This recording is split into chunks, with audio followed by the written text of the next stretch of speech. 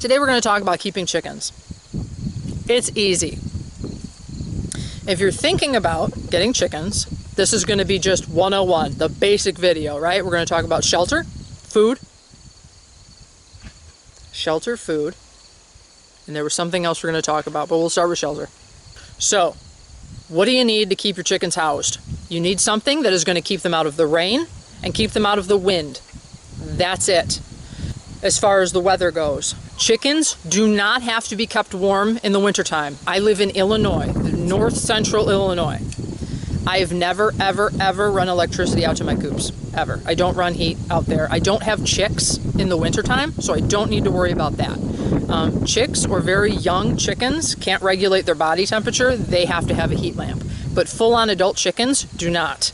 And I've heard people actually like get upset about this, not with me, but like seeing it in forums or whatever, that how dare you not run electricity out to your chicken coops. Okay, look, we've been keeping chickens in this country for ages, way before electricity was even invented, okay? And they weren't running they weren't keeping little campfires in their coops for their chickens.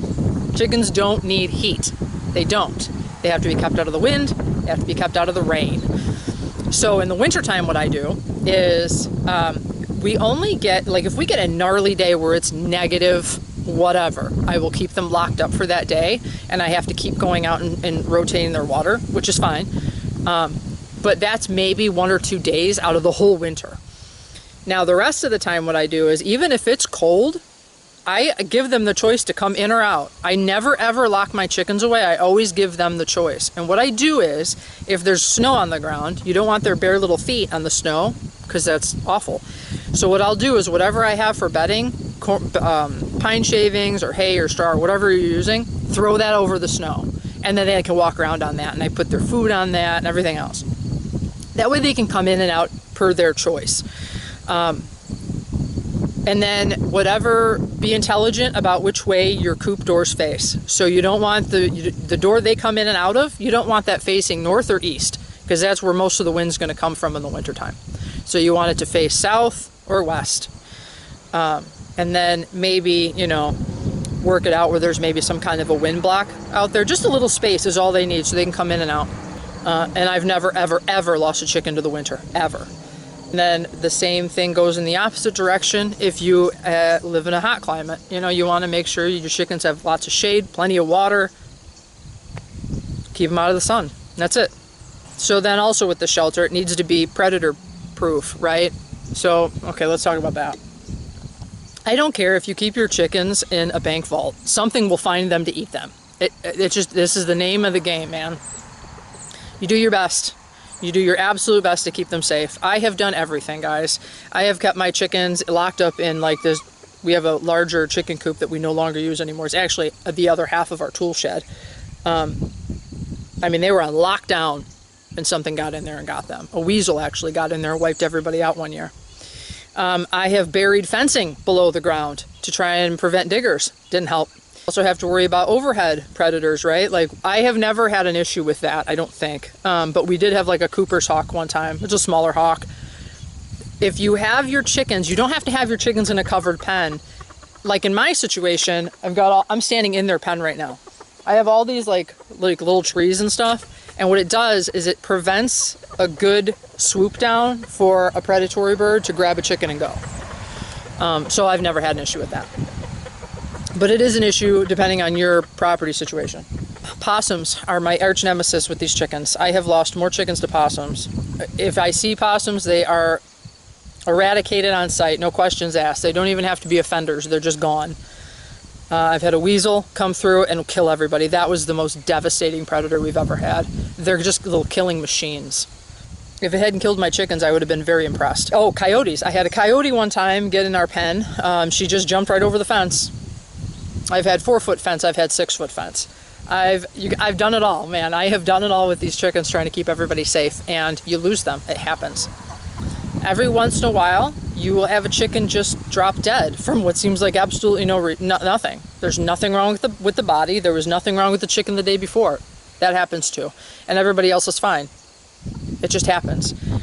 Because chickens are a prey animal, if they are injured or sick, they will hide it because that if they showed their weakness, that would be the thing, you know, now they'd be on the menu for a predator. So birds don't show their illnesses openly. It's the same thing with, like, I have parrots, the same thing with them. Food and water. So water, obviously, no duh. They always have to have access to clean, not frozen in the wintertime, drinking water. And you don't need to run water heaters out either if you don't want to. You can if you want. You don't have to. I don't. What I do is I just rotate their waters throughout the day. Food. So chickens, so before the invention of commercial feed, people were feeding chickens whatever the heck they had laying around. So it would be kitchen scraps, garden scraps. A lot of times chickens will just follow around the other livestock and will just eat off the spilled grain or whatever. And they will also find their own bugs and things to eat. I have a pretty large chicken pen here, and these guys do a lot of scratching and foraging, and they find lots of little snacks to eat. But I always bring them snacks and things, and then I do feed mine a commercial feed. I think I've fed all of it to my chickens at some point. I've done the organic stuff, I've done the regular cheap stuff, and it all just depends on what my budget is, honestly, for the month. I don't get hung up on having to have organic or anything else, because here in the United States, when something is labeled organic and it's deemed organic by the USDA, it doesn't really mean jack squat. There's still chemicals all over the stuff. So don't get too hung up. I mean, if you have the money to do it, have a party, but don't knock yourself out. I don't worry about it. And you'll find lots of, like, funny diets on the internet about feeding your chickens, like beans and rice and stuff to save money. I've actually tried that. My chickens won't eat it. So if they won't eat it, it isn't going to do you any good. With layers, if you're just wanting eggs, you just need a layer feed, which is a 17% protein, but don't get too hung up on the protein. If it's like 16 or 18%, don't worry about it. What breeds to get? So there's like a million different chicken breeds, and they're all cool. I have a mixed up group right now, but if you're brand new and you're just not really knowing what to do, what I suggest you do is take into account the kind of enclosure you're going to have. So they're all going to lay eggs. They're all going to lay eggs, and some are going to, like a leghorn is going to lay eggs every day like a machine.